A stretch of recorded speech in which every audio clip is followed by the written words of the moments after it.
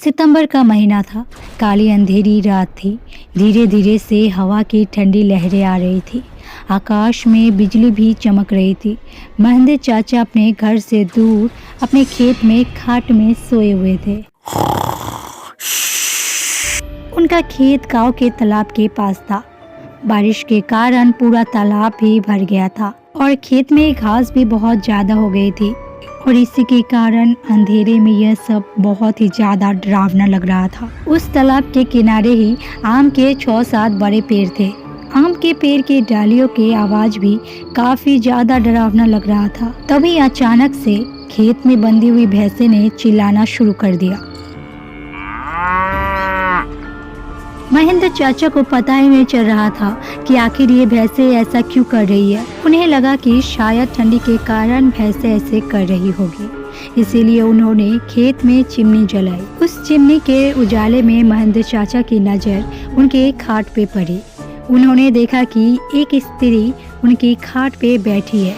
ये देख के उनका शरीर डर के मारे कांपने लगा। उसी वक्त आकाश में बिजली का तेज झटका हुआ। वैसे तो महेंद्र चाचा बहुत ही ज्यादा बहादुर थे, लेकिन आज उन्हें भी थोड़ा सा डर लगने लगा था। उसी वक्त काका ने आग में सूखी घास डाल दी और आग को ज्यादा बढ़ाया। इसी वजह से वो औरत ठीक से दिखाई दे रही थी। महेंद्र चाचा ने आग तापने के साथ साथ ही बैठे बैठे ही बूम लगाई। उन्होंने पूछा, कौन है वहाँ पे, कौन है? पर सामने से कोई भी प्रतिक्रिया नहीं मिली और इस समय काका को और भी ज्यादा डर लगने लगा था। उनकी समझ में कुछ भी नहीं आ रहा था। आखिर ये औरत कौन है और इतनी रात में यहाँ पे क्या कर रही है? महेंद्र काका खड़े हो गए और सोचा कि अब डरने से कुछ नहीं होगा, मुझे हिम्मत से काम लेना पड़ेगा। चाचा ने एक बड़ी सी लकड़ी हाथ में ले ली और बोला, कौन हो तुम और तुम्हें क्या लगता है कि मैं तुमसे डर गया हूँ? लेकिन सच तो यही था कि चाचा अंदर से पूरी तरह से डर के मारे कांपने लगे थे। चाचा का ये गुस्सा वाला रूप देख के वो स्त्री खड़ी हो गई। चाचा ने हिम्मत की और बोला, यहाँ से चली जाओ वरना ये लाठी से मार मार के तेरा सर फोड़ दूंगा। और इतना बोलते हुए महेंद्र चाचा ने लाठी उठाई। उसी वक्त उस औरत ने आवाज उठाई। उस औरत ने कहा, अच्छा अब तू मुझे मेरे ही घर से बाहर निकालेगा? यहाँ पर तो मेरा बचपन गुजरा है और ये मेरा ही घर है। मैं यहाँ सालों से रह रही हूँ। ये सुन के चाचा का डर और गुस्सा दोनों ही शांत हो गए। उन्हें लग रहा था कि मेरे सामने जो औरत खड़ी है उसे मैं जानता हूँ। उसकी आवाज भी जानी पहचानी लग रही थी। चाचा सोचने लगे कि आखिर ये औरत है कौन। चाचा मन में सोचने लगे, अगर मैं इस औरत को जानता हूँ तो आखिर ये इतनी भयानक और विकराल रूप में क्यों है? अचानक चाचा को याद आया, अरे ये तो ज्योति है, मेरी बड़ी बहन। बचपन में मैं और ज्योति साथ में ही खेत में चारा काटने का काम करते थे। अब महेंद्र चाचा को पूरी बात समझ में आ गई।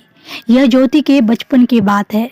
जब ज्योति 14 साल की थी तब इसी खेत में गांव के कुछ बच्चों के साथ खेल रही थी।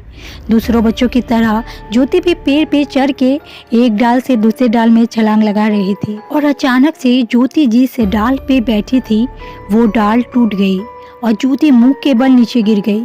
ये देख के सारे बच्चे डर के मारे चिल्लाने लगे।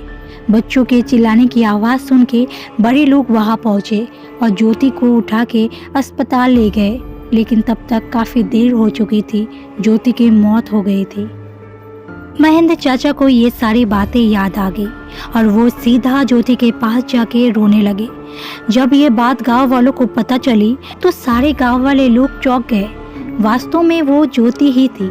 गांव के एक बुजुर्ग ने कहा कि जब ज्योति की मौत हुई थी तब वो एक बच्ची थी, इसीलिए उसे बालक समझ के दफनाया गया था, लेकिन वास्तव में उसका अंतिम संस्कार करने की जरूरत थी और शायद इसीलिए ज्योति की आत्मा आज भी भटक रही है।